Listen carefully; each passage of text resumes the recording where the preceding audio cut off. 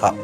کہتے ہیں کہ اسی روز صبح میں مکہ سے سینکڑوں میل دور یثرب میں ایک یہودی عالم ایک ٹیلے پر ایک پہاڑی پر چڑھ گیا اور زور زور سے چلا کر یہودیوں کو جمع کرنے لگا کہ اے یہودیوں، اے یہودیوں۔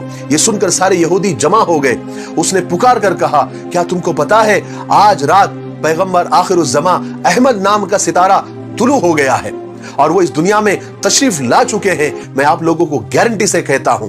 اور اسی روز مکہ میں بھی ایک یہودی تجارت کے لیے، بزنس کے لیے آیا ہوا تھا۔ اس نے قریش کے کچھ لوگوں سے پوچھا، کیا آج رات کوئی بچہ پیدا ہوا ہے تمہارے یہاں پر؟ تو قریش نے کہا کہ ہمیں نہیں معلوم۔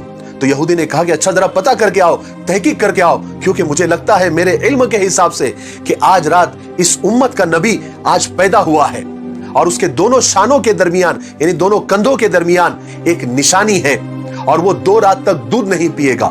لوگوں کو بڑا تعجب ہوا۔ لوگ فوراً مجلس سے اٹھے اور پتہ کر کے آئے۔ تحقیق کی تو معلوم ہوا کہ عبداللہ کے گھر ایک لڑکا پیدا ہوا ہے۔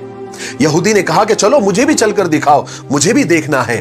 یہودی آیا، آپ کو دیکھا، آپ کے چہرے کے نور کو دیکھا اور دونوں شانوں کے بیچ، یعنی دونوں کندھوں کے بیچ وہ نبوت کی نشانی دیکھی، وہ مہر نبوت دیکھی تو بے ہوش ہو کر گر پڑا۔ جب تھوڑی دیر کے بعد ہوش آیا تو کہنے لگا، ہائے ہائے ہائے ہائے، نبوت اب بنی اسرائیل سے چلی گئی، کیونکہ اکثر انبیاء، اکثر نبی بنی اسرائیل میں ہی پیدا ہوا کرتے تھے۔ اور کہنے لگا وہ یہودی کہ یہ لڑکا کفر شرک پر ایسا حملہ کرے گا جس کی خبر مشرق سے مغرب تک پھیل جائے گی۔